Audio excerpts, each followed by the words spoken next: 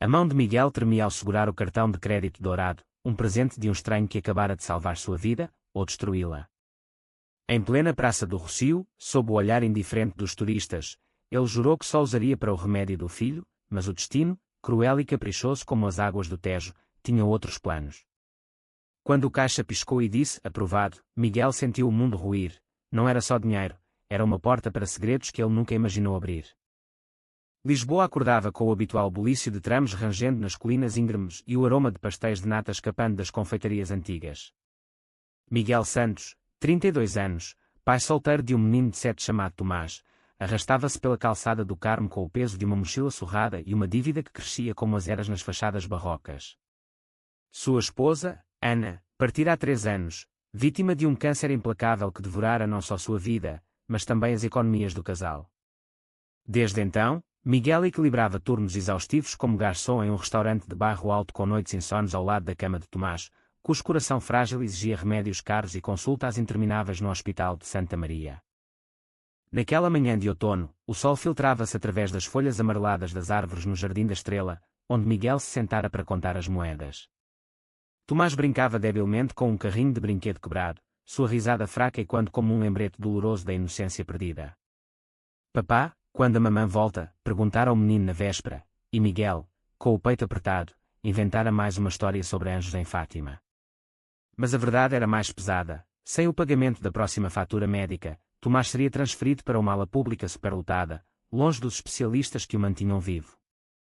Foi então que Ricardo Almeida surgiu, como uma miragem saída das páginas de uma revista de luxo.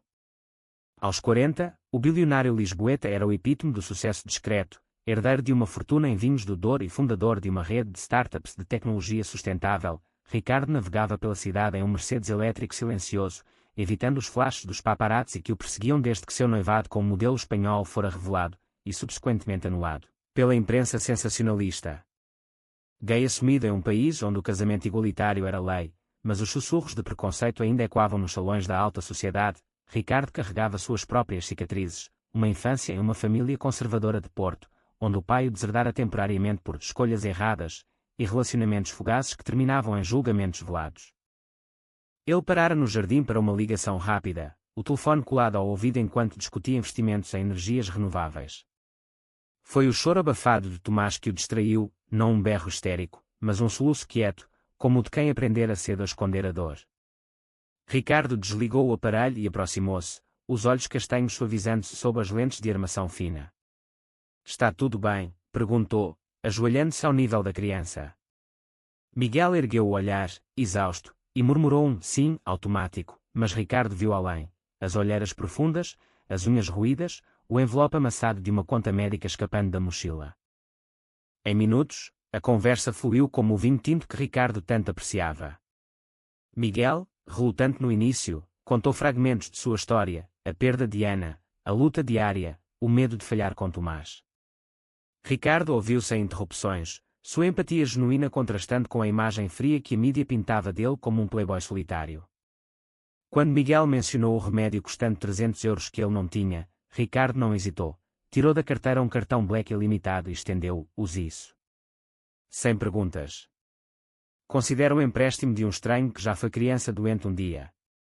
Miguel recusou 3 vezes, orgulho ferido colidindo com a gratidão, mas o olhar suplicante de Tomás selou o destino. Só para o remédio, prometeu ele, aceitando o pedaço de plástico que brilhava como uma promessa perigosa. A farmácia na Rua Augusta estava lotada de idosos comprando analgésicos e turistas estocando protetor solar. Miguel entregou o cartão ao caixa, um homem de meia-idade com bigode grisalho e expressão cética. O leitor bipou, e o display acendeu em verde, aprovado.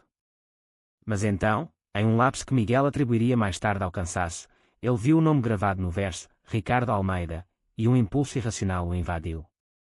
Ao lado do remédio para Tomás, na prateleira de impulsos, havia um livro de contos infantis ilustrados, daqueles com capas coloridas e heróis que superavam monstros invisíveis. Não era caro, mas para Miguel, era um luxo. Tomás adorava histórias, e Ana sempre lera para ele antes de dormir. Sem pensar, ele o adicionou à compra.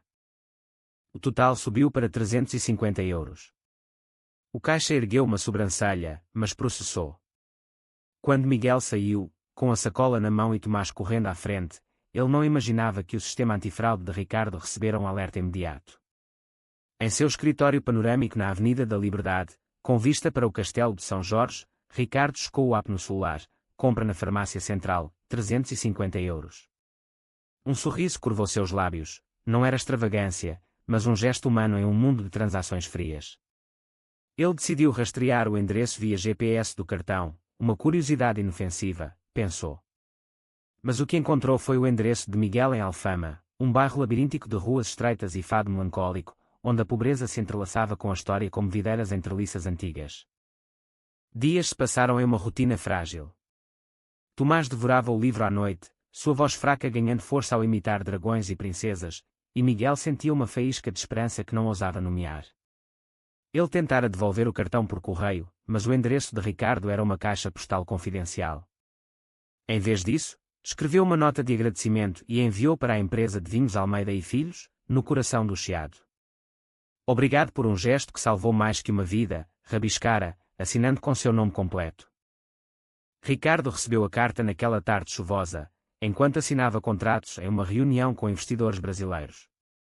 O envelope simples contrastava com o luxo ao redor, cor italiana nas poltronas, quadros de artistas emergentes nas paredes, e ele abriu ali mesmo, ignorando os olhares curiosos. As palavras de Miguel tocaram algo profundo, gratidão sem bajulação, vulnerabilidade sem pena. Naquela noite, em seu apartamento minimalista na Baixa, com janelas do chão ao teto refletindo as luzes do aqueduto das Águas Livres, Ricardo pesquisou o nome de Miguel no LinkedIn e em redes sociais.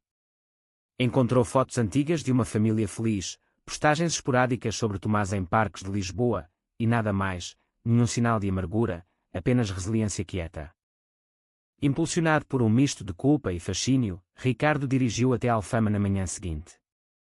O bairro era um labirinto de escadas íngremes e paredes caiadas, onde o cheiro de sardinha grelhada misturava-se ao sal do Atlântico. Ele estacionou o carro discreto e subiu a rua de São Tomé, guiado pelo GPS. Ao bater na porta de madeira lascada do número 17, foi Miguel quem abriu, desgrenhado e surpreso, com farinha nas mãos de um pão caseiro que tentava assar para o almoço. Você. Como soube, gaguejou Miguel, o rubor subindo às bochechas bronzeadas pelo sol do Tejo. Ricardo sorriu, enfiando as mãos nos bolsos do casaco de cashmere. O cartão tem um rastreador. Desculpe a invasão. Vim buscar o que é meu, e agradecer pelo que você fez com ele. Ele pausou, os olhos fixos nos de Miguel. O livro. Foi uma boa escolha. A conversa se estendeu na cozinha apertada, com Tomás espiando da sala, olhos curiosos brilhando como moedas de ouro. Miguel serviu café forte, daqueles coados em pano que queimavam a língua, e Ricardo comeu o pão quente como se fosse o melhor banquete. Pela primeira vez em anos, Ricardo falou de si, a solidão disfarçada de liberdade, os olhares enviesados em jantares de gala onde casais héteros dançavam e ele observava das sombras, a pressão de herdar um império familiar que ainda cheirava a tabus do século passado. Miguel, por sua vez, confessou o vazio deixado por Ana, não só o amor, mas a confusão sobre quem ele era sem ela. Eu era hétero, ou achava que era. Agora? Só sei que amo meu filho mais que tudo. Não houve faíscas imediatas, apenas uma conexão tênue, como as raízes das oliveiras antigas que se entrelaçam sob a terra. Ricardo ofereceu ajuda mais concreta, contatos no hospital para Tomás, um emprego temporário em sua empresa para Miguel. Não é caridade, insistiu. É parceria. Miguel aceitou, relutante, e assim começou uma dança cautelosa, almoços casuais em tascas escondidas de moraria, passeios pelo oceanário onde Tomás ria das águas vivas, e conversas noturnas por telefone que se estendiam até o amanhecer. Mas Lisboa, cidade de luzes e segredos, não perdoava vulnerabilidades expostas. Uma semana depois, o primeiro conflito irrompeu como uma onda no cais do Sodré. Ricardo convidara Miguel para um evento beneficente em Belém, um jantar para arrecadar fundos para crianças com doenças crônicas, ironia cruel, pensou Miguel. Vestido com um terno emprestado que caía largo em seus ombros magros, ele se sentiu um impostor entre diamantes e conversas sobre iates no Algarve. Tomás ficara com uma vizinha idosa, a senhora Dona Rosa, que tricotava chales e contava histórias de fado proibido na era Salazar. No salão do Mosteiro dos Jeronimos, iluminado por candelabros de cristal, Ricardo brilhava, charmosos condoadores, elegante em seu smoking sob medida. Mas quando um repórter de uma revista cor-de-rosa o avistou ao lado de Miguel, o garçom misterioso, como o rotulariam mais tarde, flashes explodiram como fogos de artifício. Ricardo Almeida com novo interesse romântico. Quem é o homem ao seu lado? Gritou uma voz. Miguel congelou, o vinho tinto tremendo em sua taça. Ele não era nada disso, era só um pai grato. Mas o olhar de Ricardo, protetor e feroz, o ancorou. Ignoro-os. Eles caçam sombras. Naquela noite, de volta ao apartamento de Ricardo em Alcântara, com vista para o rio serpenteando sob a ponte 25 de Abril, a tensão explodiu. Miguel, embriagado pela adrenalina e pelo medo, confrontou-o: você me usa como escudo. Para mostrar ao mundo que é progressista, frequentando pobres e doentes. As palavras saíram afiadas, carregadas de inseguranças que ele nem sabia carregar. Ricardo recuou, o rosto endurecendo como granito do Douro. Você acha que isso é teatro? Eu vi em você o que vejo em mim, alguém lutando contra o mundo sozinho. Mas se prefere me rotular como vilão rico, vá embora. Miguel não foi. Em vez disso, sentou-se no sofá de couro macio, lágrimas quentes escorrendo enquanto confessava: eu tenho medo, Ricardo. Medo de gostar de você mais do que devo. De confundir gratidão com algo mais. O silêncio que se seguiu foi ensurdecedor, quebrado apenas pelo murmúrio distante de um vaporete no Tejo. Ricardo se aproximou, hesitante, e tocou seu ombro, um gesto casto, mas elétrico. Então vamos devagar. Sem rótulos. Só nós, descobrindo o que isso significa. Os dias seguintes foram um bálsamo cauteloso. Tomás, intuitivo além de sua idade, começou a chamar Ricardo de tio rico, e os três passeavam pelo Parque Eduardo VII, onde folhas outonais dançavam ao vento como confetes em uma festa improvisada. Miguel assumiu o emprego na Almeida Tech, gerenciando logística de entregas ecológicas, e pela primeira vez em anos, seu salário cobria as contas sem sobras para pânico. Mas sob a superfície, correntes subterrâneas agitavam-se. A família de Ricardo, ancorada em uma quinta no Vale do Douro, era o epicentro do próximo vendaval. Seu irmão mais velho, Francisco, um enólogo tradicionalista com bigode espesso e opiniões ainda mais rígidas, visitou Lisboa para uma reunião familiar.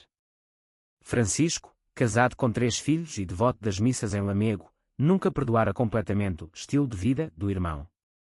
Quando soube do amigo de Ricardo, via fofocas de empregados, explodiu em uma ligação furiosa: estás a arruinar o nome da família. Um viúvo com uma criança doente. Isso é pena disfarçada de romance, ou pior, uma face para chocar a sociedade. Ricardo desligou o telefone com o coração acelerado, mas o dano estava feito. Naquela noite, durante um jantar caseiro em Alfama, bacalhau à brás preparado por Miguel com ervas frescas do mercado da Ribeira, ele confessou tudo. Tomás já dormia, e o fado ecoava de um bar vizinho, lúgubre e hipnótico. Minha família me vê como uma aberração, disse Ricardo, voz rouca. Eles acham que sou fraco por me importar com você. Miguel, limpando a mesa com mãos firmes, ergueu o olhar. Então prove que estão errados. Venha comigo para Fátima no mês que vem. Tomás quer agradecer à Virgem pela saúde. Talvez lá, entre velas e orações, você encontre paz com seu passado. O convite era um risco, Fátima, santuário de milagres e penitências, onde peregrinos descalços suplicavam redenção. Para Ricardo, criado em uma fé católica opressiva que o condenara por sua orientação, era um confronto com fantasmas. Mas ele aceitou, e a viagem tornou-se um pivô. Em um ônibus lotado de fiéis, com Tomás dormindo no colo de Miguel, eles conversaram horas sobre fé, perda e o que significava amar além das normas. Eu nunca amei um homem antes, admitiu Miguel em um sussurro, enquanto o santuário se aproximava sob um céu de estrelas. Mas com você, sinto que é possível ser inteiro de novo. O ápice em Fátima veio em uma capela lateral, longe da basílica principal. Enquanto Tomás acendia uma vela pela mãe, Ricardo e Miguel sentaram-se em um banco de madeira gasta. Lágrimas silenciosas caíram quando Ricardo falou de seu primeiro amor, um garoto de escola em Porto que se suicidara após rejeição familiar, uma ferida que ele carregava como uma cruz invisível. Miguel, tocado, entrelaçou os dedos nos dele pela primeira vez, um gesto de solidariedade que floresceu em algo mais profundo. Nós superamos isso juntos, murmurou. Mas o momento foi interrompido por um chamado no celular de Ricardo. Francisco, em pânico, informando que um escândalo estourara na imprensa. Fotos do evento em Belém, manipuladas para sugerir um romance sórdido, viralizavam com manchetes como "O bilionário gay explora pai viúvo por piedade". O retorno a Lisboa foi um furacão. Miguel, bombardeado por ligações de colegas de trabalho e olhares no bairro, sentiu o peso da estigmatização que Ricardo conhecia tão bem. "Eles nos pintam como predador e vítima", disse ele, voz quebrada no apartamento de Alfama, com chuva batendo nas telhas. Dona Rosa, a vizinha, batera à porta mais cedo com um prato de arroz doce e conselhos. "O amor verdadeiro enfrenta tempestades, meu rapaz. Mas cuidado com os que jogam pedras de longe." Tomás, ouvindo tudo de trás da porta, desenhou um coração partido com giz na parede, perguntando inocentemente: "O tio rico vai embora por causa das fotos ruins?" Ricardo, isolado em sua fortaleza de vidro, lutava com dúvidas. Seu advogado recomendava um comunicado de imprensa negando o romance, mas isso trairia Miguel. Em vez disso, ele convocou uma coletiva improvisada no átrio da Almeida Tech, cercado por painéis solares que simbolizavam sua visão de futuro. "Miguel Santos não é uma história de tabloide", declarou, voz firme quando nos alto-falantes. "Ele é um homem corajoso, pai dedicado, e sim, alguém que amo. Isso não é escândalo, é vida real em um país que prometeu igualdade." As palavras reverberaram nas redes, dividindo opiniões. Alguns aplaudiram a ousadia, outros cuspiram veneno em comentários anónimos, e quando preconceitos arraigados desde a ditadura. O conflito escalou quando Francisco apareceu sem aviso, dirigindo da estação de Santa Apolónia com o rosto vermelho de fúria. Encontrou Ricardo no escritório, e a briga irrompeu como um vinho azedo. "Estás a destruir tudo pelo que o pai lutou. Um homem comum, com uma criança. Isso é fraqueza, Ricardo." O irmão mais novo rebateu, anos de ressentimento explodindo: "Fraqueza é viver mentindo, Francisco. Eu escolho a autenticidade, mesmo que doa." A discussão terminou com Francisco saindo porta afora, mas não antes de lançar uma bomba: "Se prosseguires, esquece a herança. A família votará contra ti no conselho." Miguel, assistindo de longe pela janela, sentiu o abismo se abrir.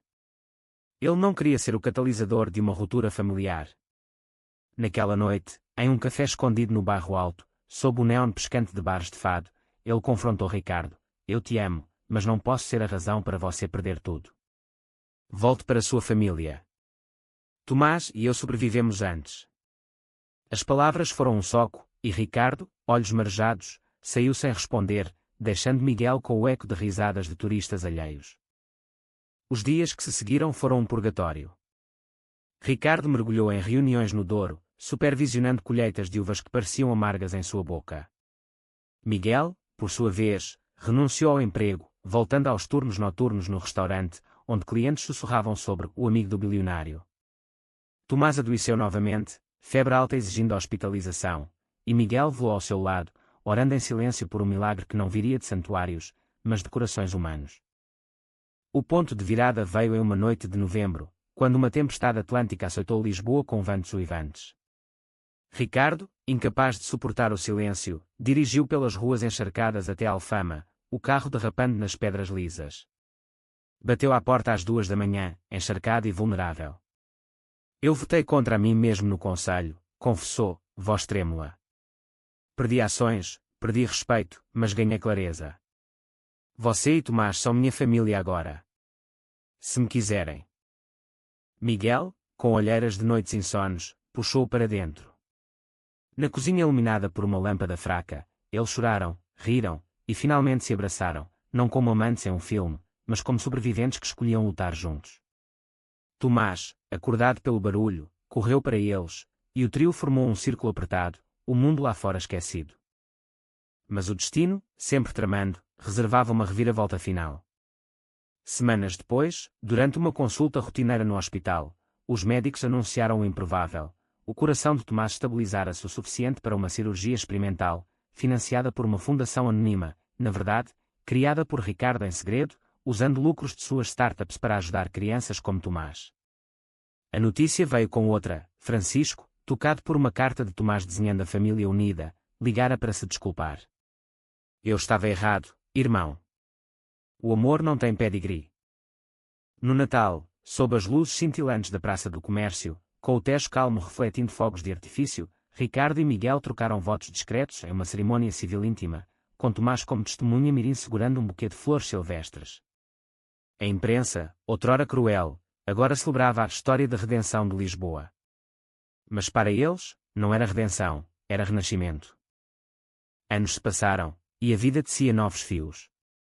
Tomás cresceu forte, jogando futebol nas ruas de Alfama e sonhando em ser engenheiro como um tio rico. Miguel abriu uma pequena livraria no Chiado, especializada em contos de superação, e Ricardo, humilde em sua fortuna, dedicou-se a causas GLBT, financiando abrigos para jovens LGBTQ mais rejeitados pelas famílias. As noites eram preenchidas por jantares caseiros, fado suave e conversas sobre o que viria, viagens ao Algarve, talvez a adoção, ou simplesmente o amanhã. Em uma tarde ensolarada no mirador da Senhora do Monte, com Lisboa estendendo-se como um tapete de azulejos aos pés deles, Ricardo sussurrou para Miguel: aquele cartão mudou tudo, não foi? Miguel sorriu, apertando sua mão. Não o cartão. O que compramos com ele, coragem para amar sem medo. E assim, na cidade das Sete Colinas, onde o passado sussurra nos ventos e o futuro brilha no horizonte, dois homens e um menino encontraram seu lugar, não perfeito, mas real, profundo, eterno. A chuva caía em lençóis prateados sobre o Tejo, transformando as ruas de Lisboa em rios efêmeros que carregavam folhas e memórias para o mar. Ricardo e Miguel, agora noivos em segredo, caminhavam de braços dados pela Alfama renovada, onde as paredes caiadas ganhavam toques de cor de artistas locais inspirados pela história deles, um mural discreto de duas silhuetas entrelaçadas contra o castelo de São Jorge. Tomás corria à frente, sua risada ecoando como sinos de igreja, livre da sombra da doença que outrora o aprisionava. A cirurgia fora um sucesso, e as cicatrizes no peito do menino eram agora medalhas de uma batalha vencida coletivamente. Mas a paz era frágil, como os pastéis de nata que se desfazem ao primeiro toque. O Conselho da Família Almeida, pressionado por acionistas conservadores, convocaram uma assembleia extraordinária no solar ancestral em Pinhão, no coração do Douro. Francisco, redimido mas ainda pragmático, mede a trégua. Eles querem garantias, Ricardo. Não de lealdade, mas de discrição. Diga que seu estilo de vida não afeta os negócios. Ricardo riu amargamente, embalando uma taça de Porto Vintage. Discrição. Eu passei a vida inteira escondido. Não mais. Miguel, que nunca pisara no norte além de uma viagem de trem na juventude, sentiu o estômago revirar ao embarcar no comboio de alta velocidade. Tomás, animado com a promessa de vinhedos e barcos rebelos, tagarelava sobre uvas que viram vinho como mágica. Mas para Miguel, era um mergulho em águas desconhecidas. A elite portuense, com seus sotaques arrastados e tradições inabaláveis, representava o Portugal que ele temia, aquele que julgava olhares desviados e amores fora da norma. E se eles me virem como oportunista, confidenciou a Ricardo no vagão-restaurante, enquanto o Douro desfilava em vinhas escalonadas como degraus para o céu. Ricardo apertou sua mão sob a mesa, um gesto ancorado em anos de prática discreta. Você é o coração dessa família agora. Deixe que vejam isso.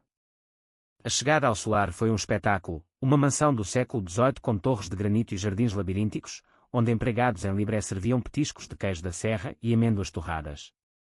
A mãe de Ricardo, Dona Isabel, uma senhora de cabelos prateados e colar de pérolas, recebeu-os com um abraço formal, os olhos suavizando-se ao ver Tomás. Ele se parece com você quando pequeno, Ricardo, olhos cheios de perguntas. O jantar foi um campo minado. Ao redor da mesa de carvalho polido, tios e primos discutiam safras e mercados, mas os olhares laterais para Miguel eram punhais. Um primo distante, um banqueiro de Vila Real com gravata de seda e ego inflado, soltou a primeira farpa. Então, Santos, ouvi que você gerenciava entregas.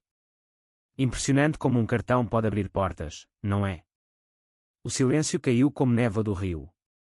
Ricardo engasgou com o vinho, mas Miguel, surpreendendo a todos, ergueu o queixo. Portas. Eu abri as minhas com trabalho, senhor. O cartão salvou meu filho, o resto eu conquistei. Tomás, alheio à atenção, derrubou uma colher, quebrando o gelo com uma gargalhada. Naquela noite, enquanto o Douro sussurrava segredos sob a lua, Ricardo e Miguel escaparam para um terraço com vista para os socalcos iluminados. Você foi brilhante, murmurou Ricardo, beijando sua testa. Mas Miguel, vulnerável na escuridão, confessou um segredo enterrado. Antes de Ana, eu tive um amigo na adolescência, em Setúbal. Coisas de garotos, confusas. Nunca explorei porque o mundo dizia que era errado. Com você, sinto que estou consertando isso, mas e se eu não for o suficiente? Ricardo o silenciou com um abraço, as estrelas testemunhas de uma promessa, você é tudo. O dia seguinte trouxe o confronto no salão de reuniões, uma câmara com tapeçarias flamengas e o cheiro de madeira envelhecida. O presidente do conselho, um tio-avô de Ricardo com mãos trêmulas de gota, leu os estatutos como um juiz medieval. Sua conduta pessoal afeta a imagem da marca. Renuncia ao cargo executivo ou case tradicionalmente. Francisco interveio, voz grave, ou aceitem que o mundo mudou. Ricardo trouxe inovação, seu amor trouxe humanidade. O debate rugiu por horas, vozes sobrepondo-se como trovões, até que Tomás, escondido atrás de uma cortina, irrompeu choramingando, por favor, não briguem. O papá e o tio rico me fazem feliz. O silêncio foi ensurdecedor. Dona Isabel, lágrimas nos olhos, levantou-se. Basta. Essa criança nos lembra o que importa. Ricardo fica. A votação foi apertada, mas vitoriosa, um marco que ecoaria nos vinhos rotulados dali em diante com uma linha sutil de arco-íris nas etiquetas. De volta a Lisboa, a vitória amarga revelou rachaduras. Miguel começou a receber mensagens anônimas. Amante de rico, volta para o buraco de onde saiu. Uma noite, após um turno exaustivo, ele confrontou Ricardo em seu apartamento. Isso não acaba. Sua família tolera, mas o mundo. Eu protejo Tomás de olhares, mas como protege você de mim? Ricardo, exausto de reuniões, explodiu. Você acha que eu quero proteção? Quer parceria? A briga culminou em portas batendo, e Miguel fugiu para a casa de Dona Rosa, onde o fado de Amália Rodrigues tocava baixinho, lamentando amores partidos. Dias de rádio silêncio se estenderam, pontuados por chamadas não atendidas e posts em redes sociais que doíam como sal em feridas. Tomás, sentindo a fratura, desenhou cartas para reconciliar os papás. Foi ele quem forçou o reencontro, uma manhã no jardim zoológico, onde pinguins nadavam em círculos eternos. Vocês brigam como nos livros, mas os heróis sempre voltam, disse o menino, olhos suplicantes. Ricardo e Miguel, envergonhados, sentaram-se em um banco, o rugido de leões ao fundo. Eu tenho medo de te arrastar para baixo, admitiu Miguel. Ricardo pegou sua mão, então me arraste para cima. Juntos. A reconciliação floresceu em um projeto compartilhado, uma fundação para famílias LGBTQ+, com crianças doentes, batizada de Tejo de Esperança. Lançada em uma gala no Museu Nacional de Arte Antiga, atraiu celebridades e ativistas, transformando o escândalo passado em farol. Mas uma sombra pairava. Exames de rotina revelaram uma anomalia no coração de Ricardo, estresse crônico, avisaram os médicos, exigindo repouso e mudanças. Em uma viagem de fim de semana a Sintra, entre palácios de contos de fadas e florestas enevoadas, eles enfrentaram a verdade. Caminhando pela Quinta da Regaleira, com seu poço iniciático espiralando para o submundo, Ricardo confessou: eu ignorei sinais por anos, pressão alta, insônia. Agora, é como se meu corpo dissesse, pare de correr. Miguel, aterrorizado, prometeu, então paramos. Vendemos o apartamento, mudamos para uma vila no Alentejo, longe das luzes. Mas Ricardo balançou a cabeça, não fujo. Eu luto, por nós. O clímax veio em uma operação de emergência no Hospital da Luz, onde Ricardo colapsou durante uma reunião. Miguel, ao seu lado na UTI, reviveu memórias de Ana, o cheiro de desinfetante, o bip dos monitores, a impotência. Tomás, segurando um ursinho de pelúcia, orou ao lado da cama. Horas de angústia se estenderam, até que o cirurgião emergiu, ele está estável. Foi por pouco. Quando Ricardo acordou, os primeiros rostos que viu foram os de sua família escolhida, e as lágrimas que caíram foram de alívio puro. Recuperando-se em uma clínica à beira-mar em Cascais, Ricardo reescreveu sua vida, delegou tarefas, priorizou noites em família, e até escreveu um livro de memórias, Vinhos do Coração, doando lucros para a fundação. Miguel, fortalecido, expandiu a livraria para incluir sessões de literatura quer portuguesa, de autores como José Saramago reinterpretados através de lentes modernas. Francisco visitou, trazendo vinhos e um pedido de desculpas definitivo, e os irmãos selaram a paz com um brinde ao pôr do sol. Um ano depois, em uma cerimônia pública no Rossio, onde tudo começara com um cartão, Ricardo e Miguel renovaram votos, com Tomás agora um garoto de 9 anos recitando um poema sobre famílias tecidas de estrelas. A multidão aplaudiu, e Lisboa, eterna testemunha, pareceu piscar em aprovação, suas 7 colinas e quando com a promessa de amores que desafiam tempestades. Primavera irrompia em Lisboa com a ferocidade de um amante reencontrado, jacarandás roxos explodindo nas avenidas, azulejos reluzindo sob chuvas breves, e o ar carregado de jasmim que se infiltrava pelas janelas entreabertas. Ricardo, agora com 41, caminhava mais devagar pelas ruas de Chiado, o coração monitorado por um relógio discreto que bipava lembretes de medicação. A quase tragédia o transformara, cabelos com fios grisalhos que ele recusava tingir, um sorriso mais sereno, e uma agenda esculpida em torno de momentos preciosos, como o café da manhã com Miguel e Tomás no terraço do apartamento em Alcântara, onde o Tejo acordava preguiçoso, barcos de pesca dançando na corrente. Miguel, aos 33, florescera na ausência de sombras. Sua livraria, Páginas do Tejo, tornara-se um oásis no coração comercial da cidade, prateleiras de madeira reciclada abrigando não só clássicos de Camões e essa de Queiroz, mas também vozes marginais, romances lésbicos de autoras alentejanas, ensaios sobre identidade trans de intelectuais do Porto, e uma seção infantil com heróis que desafiavam princesas tradicionais. Clientes vinham de longe, atraídos pela história real que inspirara o local, e Miguel assinava livros com dedicatórias pessoais, que suas páginas sejam pontos para o humor autêntico.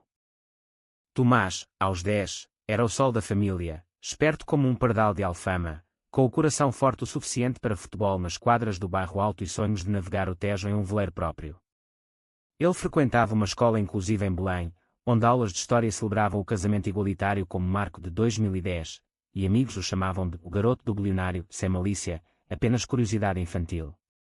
Mas sob a idílica superfície, sementes de conflito brotavam, não de fora, mas de dentro, testando os laços que pareciam inquebráveis.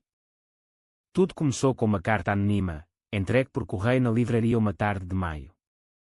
Miguel a abriu atrás do balcão, entre o tilintar de sinos de entrada e o aroma de chá de hortelã. As palavras, digitadas em fonte impessoal, cortavam como navalhas: você acha que Ricardo te ama de verdade? Ele coleciona causas, como vinhos raros. Quando o novel te passar, volte para as ruas de onde veio. Um amigo. O papel tremeu em sua mão, e ele o amassou, mas o veneno se infiltrou, e quando inseguranças antigas de um garçom que se sentia indigno de salões de mármore. Ele não contou a Ricardo imediatamente, orgulho, ou medo de parecer fraco. Em vez disso, mergulhou em trabalho, organizando um evento de lançamento para um novo livro, Amores Proibidos, Histórias GLBT em Portugal, de uma autora lésbica de Coimbra chamada Sofia Mendes. O salão da livraria lutou naquela noite, com velas tremulando em castiçais de latão e um quarteto de fado ao fundo, vozes roucas narrando saudades eternas. Ricardo chegou atrasado, de uma reunião em Madrid sobre painéis solares, e encontrou Miguel no centro do furacão, rindo com Sofia, autografando livros, o rosto iluminado como nunca. Mas o brilho era forçado. Mais tarde, no carro voltando para casa, com Tomás dormindo no banco de trás sonhando com golos, Ricardo comentou casualmente: você estava radiante hoje. Quase como se não precisasse de mim. As palavras, ditas em tom leve, acertaram como um soco. Miguel explodiu: e se eu não precisar? Se isso tudo for só pena disfarçada? Ricardo pisou no freio, o Mercedes parando abruptamente na marginal. De onde vem isso? Eu te dei tudo, não por pena, mas por amor. A briga se acendeu ali, sob as luzes dos postes, com carros buzinando ao redor. Miguel jogou a carta amassada no colo dele: isso. E o resto da minha cabeça? Ricardo leu em silêncio, o rosto endurecendo. Anônimo covarde. Provavelmente um ex-funcionário ressentido.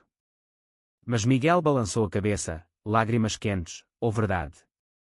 Eu vi os olhares no Douro, ouvi os sussurros. Você é o sol, eu sou a sombra. Ricardo puxou para si, ignorando o trânsito: então sejamos eclipse, inseparáveis, transformando escuridão em luz. Eles fizeram as pazes ali, um beijo salgado de chuva e alívio, mas a semente plantada germinava. O conflito se aprofundou quando Sofia Mendes, a autora, tornou-se uma presença constante. Inteligente, carismática, com cabelos curtos tingidos de azul e tatuagens de borboletas nas costas simbolizando metamorfoses que era, ela via em Miguel um kindred spirit, um homem hétero-reformado navegando águas turbulentas. Eles colaboravam em podcasts para a Fundação, gravando episódios sobre amor além dos rótulos, em um estúdio improvisado na livraria. Ricardo, ocupado com viagens a conferências em Bruxelas, sentia o ciúme corroer como ácido no vinho, não possessivo, mas primal, o medo de perder o que construíra. Uma noite, após uma gravação que se estendeu até meia-noite, Sofia e Miguel saíram para um copo em uma tasca de madragoa. O vinho verde fluía, e as conversas viraram confissões, ela sobre rejeições familiares em uma Coimbra clerical, ele sobre a culpa de trair a memória de Ana. Você não trai, evolui, disse ela, tocando seu braço em um gesto platônico. Mas quando Ricardo ligou, encontrando o celular no viva voz e ouvindo risadas, o ciúme explodiu em uma mensagem: divirta-se. Parece que achou companhia melhor. Miguel chegou em casa furioso, encontrando Ricardo no terraço, fumando um cigarro raro, vício abandonado após o susto cardíaco. Você me acusa sem base. Sofia é amiga, como Francisco é para você. Ricardo jogou o cigarro fora. Francisco não te olha como ela. Eu vejo, Miguel. O jeito que você brilha perto dela, livre, sem o peso do meu mundo. As palavras feriram fundo, revelando o abismo. Ricardo temia ser o bilionário gay, que asfixiava. Miguel temia ser o pai solteiro, insuficiente. Tomás, acordado pelo tom elevado, desceu as escadas em pijama, olhos arregalados, de novo. Vocês prometem não brigar. O menino correu para o quarto, batendo a porta, e o silêncio que se seguiu foi pior que gritos. Na manhã seguinte, Miguel levou Tomás para um dia no Parque das Nações, deixando Ricardo com seus demónios. No pavilhão do conhecimento, entre exposições interativas de estrelas e oceanos, pai e filho conversaram. O tio rico me ama, papá. Miguel engoliu o nó na garganta. Mais que tudo, filho. Mas o amor às vezes tropeça. Enquanto isso, Ricardo confrontava suas sombras em uma sessão com um terapeuta em Restelo, um homem gay de 70 anos, sobrevivente do 25 de Abril, que o forçava a desenterrar raízes. Seu medo não é de perdê-lo para ela, disse o doutor, mas de si mesmo. Você ainda carrega a voz do pai dizendo, não é suficiente. Ricardo chorou pela primeira vez em anos, admitindo, eu o amo tanto que dói imaginar sem ele. O ápice veio em uma feira literária no Cais do Sodré, onde Sofia lançava seu livro. Ricardo apareceu inesperado, com flores para ela, um gesto de paz, e um colar de prata para Miguel, gravado com Eclipse Eterno. No palco, durante uma leitura conjunta, Sofia pausou e anunciou, este homem ao meu lado não é romance, é irmandade. Seu amor com Ricardo inspira o meu trabalho. A plateia aplaudiu, e nos bastidores, Ricardo e Miguel se abraçaram, o ciúme dissolvendo como neve ao sol. Mas a reviravolta maior veio de Tomás. Ele descobrira a carta anônima escondida no cesto de papéis da livraria. Em sua inocência digital, postara uma mensagem nas redes da escola: meu papai e tio rico são heróis. Quem mandar ódio é o vilão. O post viralizou, atraindo apoio de crianças e pais, mas também atas, um deles, rastreado por um investigador particular de Ricardo, revelou-se um ex-amante despeitado de um relacionamento antigo, agindo por vingança mesquinha. Com a verdade exposta, a família se reuniu em uma viagem a Évora, no Alentejo dourado de cortiços infinitos. Lá, entre ruínas romanas e vinhos robustos, eles cozinharam juntos, Miguel ensinando pratos de peixe do Tejo, Ricardo experimentando com ervas silvestres. Tomás, correndo por oliveiras centenárias, declarou, somos como os romanos, construímos impérios de amor. Naquela noite, sob um céu de Via-Láctea, Ricardo propôs formalmente, de joelhos em um tapete de palha, anel simples de ouro de Porto. Case comigo, não apesar das sombras, mas com elas. Miguel disse sim, e o mundo pareceu inclinar-se em celebração. Meses depois, o casamento em uma capela de Sintra, com amigos, família e até Sofia como madrinha, marcou o começo de um novo capítulo. A fundação expandiu, salvando vidas como a de Tomás outrora, e Lisboa, com sua alma resiliente, sussurrava aprovações nos ventos do Tejo. Verão envolvia Lisboa em um abraço sufocante, o asfalto da Baixa ondulando com calor, turistas invadindo o elevador de Santa Justa como formigas em busca de vistas, e o Tejo brilhando como um espelho de safira sob o sol impiedoso. O casamento de Ricardo e Miguel, agora oficial há 6 meses, Era um farol na comunidade GLBT. Capas de revistas progressistas o chamavam de "o casal que humanizou a fortuna", e convites para palestras fluíam de festivais em Fara simpósios em Coimbra. Tomás, com 11 anos recém-completados, pavoneava-se na escola com fotos da cerimônia, onde ele carregara as alianças em uma almofada bordada por Dona Rosa. Mas o paraíso tem serpentes, e a delas rastejava na forma de uma oportunidade irresistível e perigosa. Ricardo recebera uma proposta de um consórcio internacional, liderar um projeto de energias renováveis na África do Sul, uma joint venture que prometia revolucionar a sustentabilidade global, mas exigia 6 meses em Cape Town. "É o ápice da minha carreira", disse ele a Miguel durante um jantar no Time Out Market, com pratos de marisco fumegante e o burburinho de conversas multilíngues ao redor. Miguel, mastigando uma garopa grelhada, sentiu o estômago apertar. "E nós?" Tomás começa o novo ano letivo. Não podemos pausar a vida por um continente. A discussão se estendeu para casa, no terraço com vista para a ponte 25 de Abril, onde luzes de barcos piscavam como vagalumes. Ricardo, olhos flamejantes de ambição, argumentou: "Isso financia nossa fundação por anos. Pense nas crianças como Tomás, energia limpa salvando vidas em vilarejos remotos." Miguel, prático como sempre, rebateu: "Nossa família é o vilarejo agora. Você quase morreu de stress uma vez, não aprendeu?" Tomás, espiando da cozinha, interveio com uma tigela de gelado na mão: "Eu vou com você, tio Rico. Posso ver leões." A inocência infantil aliviou a tensão, mas a decisão pairava como uma nuvem de monção. Ricardo partiu sozinho, prometendo videochamadas diárias e fins de semana em Lisboa. Cape Town era um vórtice, vinhedos da Stellenbosch misturando-se a reuniões em arranha-céus de vidro, onde sotaques africanos e xosa se entrelaçavam em debates acalorados. Ele mergulhou no trabalho, supervisionando painéis solares em townships carentes, mas as noites eram vazias, hotéis impessoais com vistas para Table Mountain, onde o vento uivava solidão. Mensagens de Miguel chegavam regulares, fotos de Tomás chutando bola no Estrela da Amadora, atualizações da livraria com eventos de Prix de Monte. Mas o fuso horário traía. Quando Ricardo acordava, Miguel já dormia, sonhos preenchidos por ausências. Em Lisboa, Miguel ancorava o forte. A livraria prosperava, agora com um café anexo servindo cafés com leitinho e bolos de amêndoa, um ponto de encontro para a comunidade queer. Ele organizava noites de leitura aberta, onde jovens compartilhavam poesias sobre comunidade em famílias católicas, e o espaço se tornava santuário. Mas o vazio crescia, noites em que Tomás perguntava quando o tio volta, e Miguel respondia com histórias inventadas de safaris virtuais. Uma cliente fiel, uma drag queen aposentada chamada Madame Fada, notou as olheiras: "O amor à distância é como vinho sem rolha, azeda rápido. Fale com ele, querido." O primeiro abalo veio em uma chamada de vídeo glitchada, com Ricardo exausto após um dia de negociações tensas.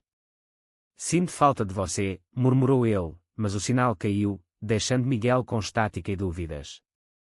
Dias depois, um e-mail corporativo vazou na imprensa portuguesa: "Almeida na África, romance com a ativista local."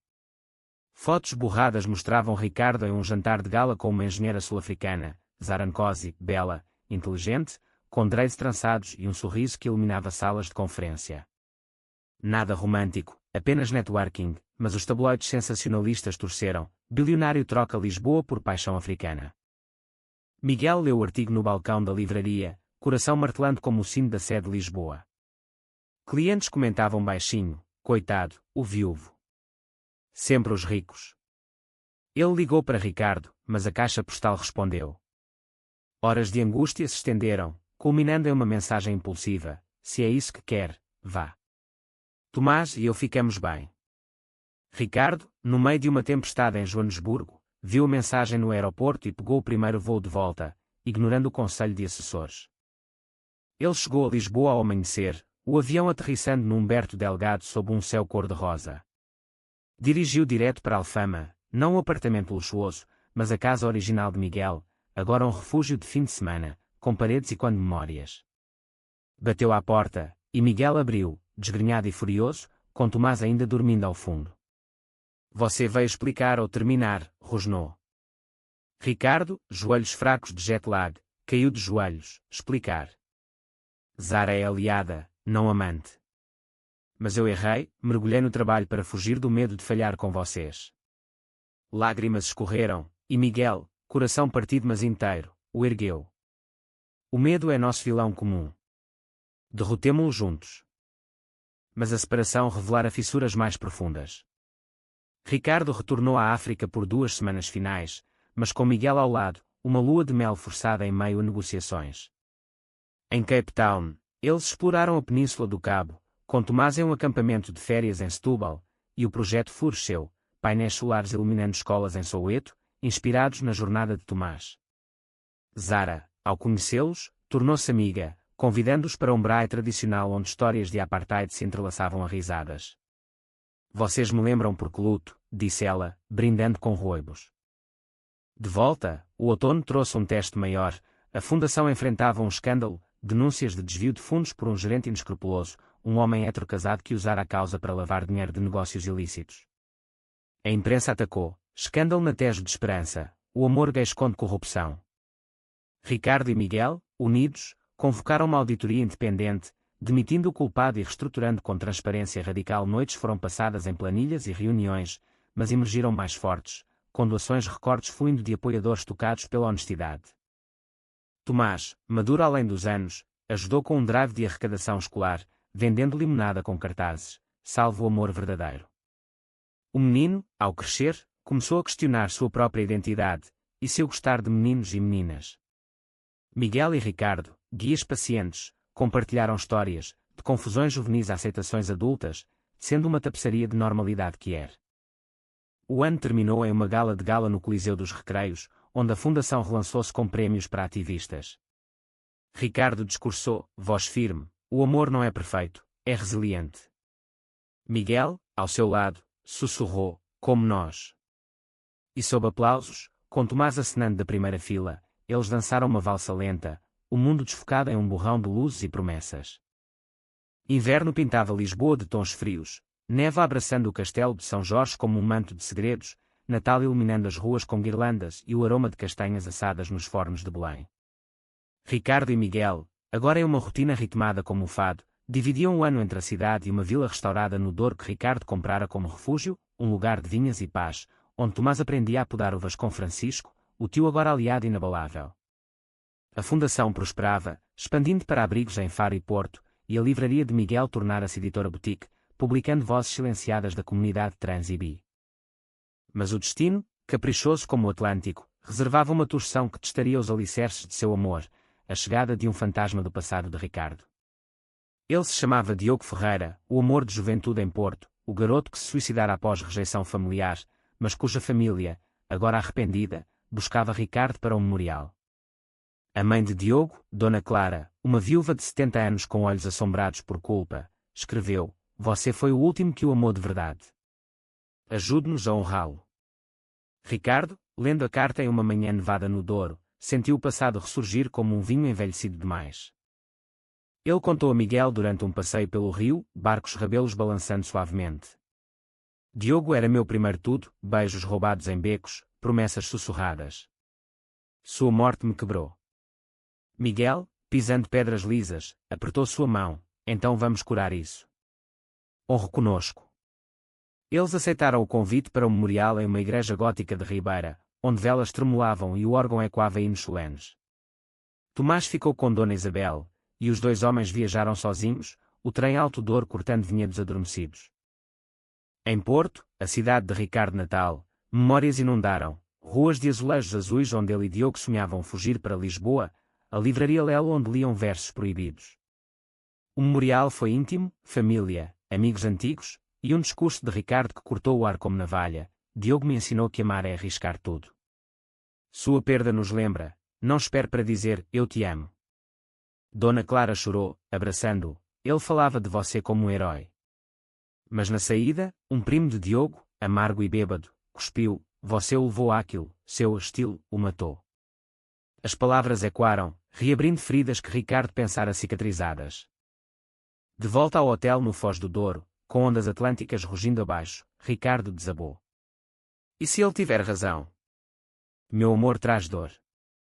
Miguel, firme como o granito local, o confrontou. Diogo escolheu seu caminho, você escolhe o seu. Não meça nosso amor pela balança do passado. A noite foi de confissões cruas, corpos entrelaçados em lençóis frios, não em paixão, mas em cura, um ritual de perdão a si mesmo. Mas o fantasma não se dissipava facilmente. Semanas depois, em Lisboa, um documentário independente sobre Amor Esquier no Portugal pós-Salazar contatou Ricardo, querendo incluir a história de Diogo. O diretor, um cineasta de Setúbal com dreads e idealismo, insistiu, sua voz pode salvar vidas. Ricardo hesitou, temendo expor Miguel e Tomás a mais escrutínio, mas Miguel encorajou, fale por aqueles que não podem. As filmagens começaram em estúdio no Lisboa Factory, com Ricardo revivendo memórias sob luzes quentes, enquanto Miguel assistia de fora, orgulhoso mas ansioso. O stress acumulou-se. Ricardo viajou para festivais de cinema em Berlim, onde o doco foi exibido em pré-estreia, recebendo aplausos de lágrimas. Mas em uma entrevista, ele escorregou, Diogo me moldou, sem ele, talvez não amasse Miguel como amo. Os tabloides torceram, Ricardo confessa, amor atual eclipsado por fantasma do passado. Miguel leu no aeroporto de Lisboa, voltando de uma feira em Madrid, e o ciúme, invertido agora, o consumiu. Você ainda o ama mais? Perguntou em uma ligação tensa. Ricardo, exausto em um hotel alemão, rebateu, amo o que ele me ensinou, não o homem que se foi. Você é meu presente. A briga transatlântica piorou, com Tomás no meio via videochamada, não se separem por um fantasma. O menino, sensível, começou a ter pesadelos, desenhando sombras escuras que Miguel interpretava como medos não ditos. O clímax irrompeu no aniversário de Ricardo, uma festa discreta na Vila do Douro com família e amigos. Francisco brindou à resiliência, Dona Isabel serviu pastéis de São João, mas Ricardo, bebendo demais, evaporou em uma conversa com Dona Clara, convidada surpresa. Você o salvou, mesmo que por pouco tempo, disse ela. Miguel, observando de longe, sentiu o abismo, eu salvo você agora, mas e se for pouco? Ele saiu para o terraço, o Douro negro abaixo, e Ricardo seguiu, bêbado e arrependido. Eu te amo, você, Tomás, nossa vida. Diogo é capítulo fechado. Mas Miguel, voz quebrada, então por que reabre a ferida? A discussão escalou, e quando nas colinas, até que Tomás correu para eles, chorando, parem. O fantasma não é real, nós somos.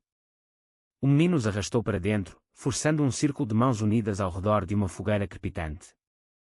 Na manhã seguinte, sobre café forte e pão de ló, eles decidiram, limites ao passado. Ricardo declinou mais entrevistas, focando o doco em mensagens de esperança, não tragédia. O filme estreou em Lisboa no São Jorge, lotado, com aplausos que curaram mais que palavras. Dona Clara, na plateia, sussurrou a Miguel, obrigada por dar a ele o que eu não pude. O inverno cedeu à primavera, e com ela, uma gravidez surpresa, não biológica, mas adotiva. Uma mãe lésbica de Évora, em dificuldades, ofereceu sua filha recém-nascida para adoção, tocada pela história deles na fundação.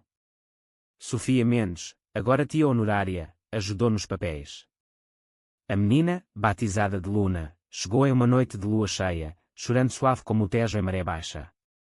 Tomás, irmão mais velho orgulhoso, ninou-a com canções de ninar, e Ricardo e Miguel, exaustos de fraldas e noites curtas, encontraram renovação no caos. O ano fechou com uma família expandida, piqueniques no Monsanto, onde Luna gorgolejava sob árvores centenárias, e noites de histórias na livraria, com Ricardo lendo para um círculo de crianças Esquier. O passado, honrado mas não dominante, tornou-se alicerce, e o amor, como o vinho do Douro, envelheceu em doçura profunda. O ciclo das estações em Lisboa era um poema vivo, verão derretendo em outonos dourados, invernos suaves cedendo a primaveras explosivas, e agora, um verão eterno na alma de Ricardo e Miguel, aos 43 e 35, respectivamente. Luna, com 2 anos, trotava pelo apartamento de Alcântara com passos incertos, perseguindo o gato siamês adotado que Tomás, aos 13, treinava truques com paciência adolescente. A família crescera organicamente, a Vila no Douro como segundo lar, a livraria editora de Miguel agora com filial no Porto, e a Fundação Tejo de Esperança um pilar nacional, premiada pela ONU por inclusão LGBTQ+, em saúde infantil. Mas a vida, de se lei incansável, entrelaçava fios de conflito para manter o drama vivo. Desta vez, o catalisador era Tomás, navegando as turbulentas águas da adolescência. Alto para a idade, Com cabelos cacheados herdados de Ana e olhos castanhos de Miguel, ele se apaixonara pela primeira vez, por um colega de escola, um garoto bi chamado Lionel, de família evangélica conservadora em Odivelas. As mensagens trocadas no celular, doces e tímidas, encheram Tomás de borboletas, mas também de pavor. E se minha família não aprovar? Vocês são gays, eu sou. O quê? Miguel descobriu por acidente, espiando o telefone durante uma lição de casa, culpa de pai protetor. Sentou-se com Tomás no quarto, pôsteres de futebol e livros de ficção científica nas paredes, e ouviu: "Eu gosto dele, papá. Mas a igreja dele diz que é pecado." Miguel, coração apertado pela eco de suas próprias dúvidas juvenis, abraçou-o: "O pecado é esconder quem você é. Nós te amamos, seja lá o que for."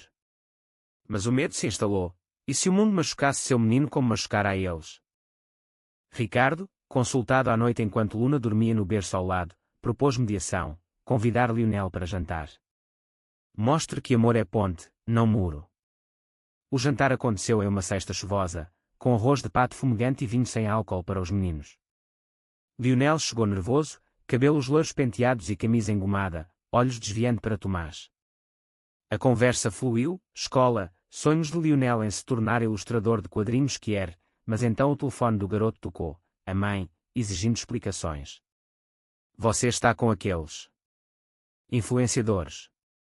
A ligação terminou em gritos, e Lionel fugiu, deixando Tomás devastado. A crise explodiu na manhã seguinte. Tomás confrontou os pais no café da manhã, lágrimas misturando-se ao leite. Vocês tiveram sorte, rica, famosa. Eu sou só eu. Como lido com rejeição. Ricardo, mastigando torrada, sentiu a flecha. Nós lutamos, filho. Por você. Mas Tomás rebateu: então por que não lutam por Lionel? Marquem uma reunião com os pais dele. Miguel, pragmático, hesitou: isso invade privacidade. A discussão escalou, com Tomás trancando-se no quarto, música alta de bandas indie portuguesas abafando soluços. Ricardo e Miguel, sozinhos no terraço, enfrentaram suas falhas parentais. Ele tem razão, disse Miguel. Somos modelos, mas não infalíveis. Ricardo, olhando o Tejo lamacento pela chuva, sugeriu: vamos ao confronto. Pela família que ele sonha.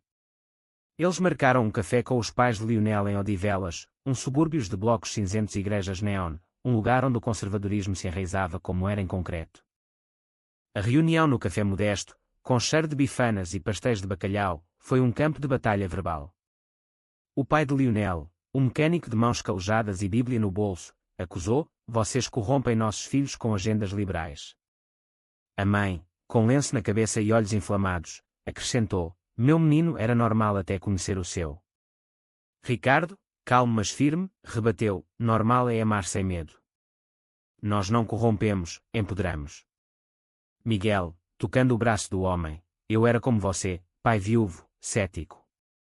Mas o amor de Ricardo me salvou. Deixe Lionel encontrar o dele. As palavras penetraram, mas não sem custo. O pai gritou versos bíblicos, a mãe chorou por o fim do mundo, e a polícia foi chamada por perturbação. No carro de volta, com sirenes e quando, Ricardo e Miguel riram histericamente, catarse nervosa. Mas o dano estava feito. Tomás recebeu uma mensagem de Lionel: meus pais me proibiram. Acabou. O menino afundou em depressão, faltando à escola, recusando refeições, um eco doloroso da fragilidade que outrora o acometera. Desesperados, os pais buscaram ajuda, terapia familiar com o mesmo psicólogo de Ricardo, sessões em um consultório com vista para o aqueduto. Lá, Tomás desabafou: eu tenho medo de ser como vocês, amado, mas sempre lutando. Ricardo, vulnerável, compartilhou: a luta nos fortalece. Mas você não precisa lutar sozinho. Miguel acrescentou histórias de Ana, que ensinara: o coração sabe o caminho. A reviravolta veio de Lionel. Escondido, ele contatou Tomás via um app anónimo, confessando amor mútuo e planos de fuga, não literal, mas emocional, para um grupo de apoio LGBTQ+ juvenil em Lisboa. Tomás mostrou aos pais, e eles intervieram, uma carta conjunta aos pais de Lionel, não confrontadora, mas empática, oferecendo recursos da fundação. Semanas depois, um milagre: o pai de Lionel ligou, voz rouca, viu documentário sobre Diogo. Me fez pensar. Podemos conversar de novo. O reencontro em um parque de Odivelas, com crianças brincando ao fundo, foi tenso mas transformador. Lágrimas fluíram, bíblias foram abertas em passagens de compaixão, e alianças frágeis formaram-se, terapia conjunta, visitas supervisionadas. Tomás e Lionel, de mãos dadas timidamente, floresceram, beijos roubados em cantos de playground, promessas de futuro. Com a crise resolvida, a família emergiu mais unida. Tomás, agora out and proud, liderou um clube que era na escola, inspirando outros. Luna, balbuciando, família, unia todos em risadas. Ricardo e Miguel, refletindo em um ano novo no Rossio, brindaram, pelo amor que ensina a lutar, e a vencer. O legado se estendia, a Fundação lançou um programa para jovens como Tomás, e a livraria hospedava Noites de Primeiros Amores. Em Lisboa Eterna, onde o Tejo carrega histórias para o mar, eles viviam, não sem tormentas, mas com âncoras profundas de afeto.